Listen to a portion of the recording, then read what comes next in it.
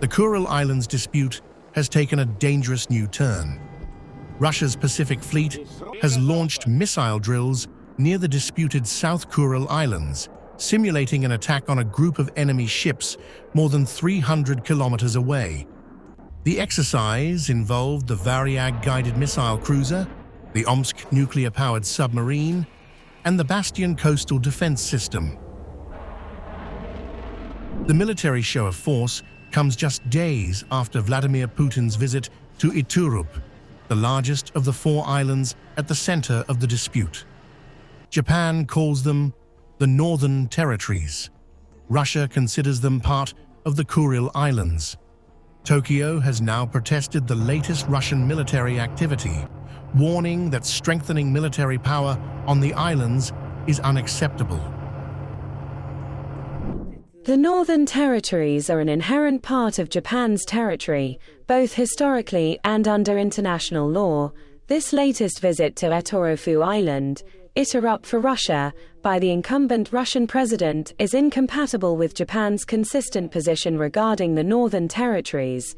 It also hurts the feelings of the Japanese people and is absolutely unacceptable. Moscow, however, is showing no sign of backing down. Russian Foreign Minister Sergey Lavrov has hit back at Japan after Tokyo protested Putin's visit. Lavrov accused Japan of making unacceptable claims over Russian territory. Our Japanese colleagues, neighbors, have of course crossed the bounds of decency in their perfectly unacceptable statements that the President of the Russian Federation cannot visit any part of the territory of the Russian Federation. And now China has entered the confrontation, with a message that appears carefully aimed at Japan. Speaking after talks with Indonesia, Chinese Foreign Minister Wang Yi warned against attempts to challenge the outcome of World War II and reverse what he called the course of history. We will jointly oppose unilateral bullying and power politics. We must also remain vigilant against attempts in the region to challenge the outcomes of victory in World War II and turn back the wheel of history. China did not name Japan, but the timing is striking.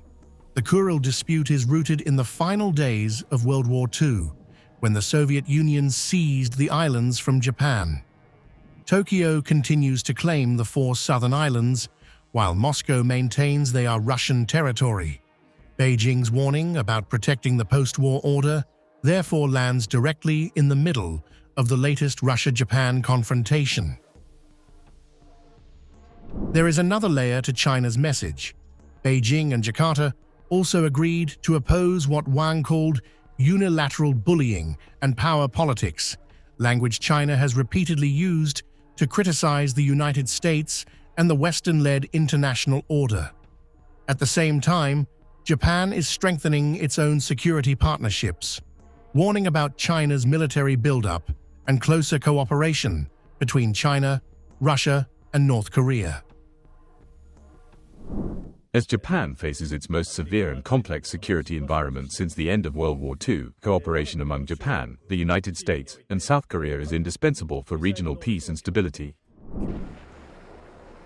So the Kuril Islands are becoming more than a territorial dispute. Russia is putting missiles and military hardware around islands claimed by Japan. Lavrov is accusing Tokyo of crossing the bounds of decency. China is warning against attempts to challenge the post-World War II order while taking aim at unilateral power politics.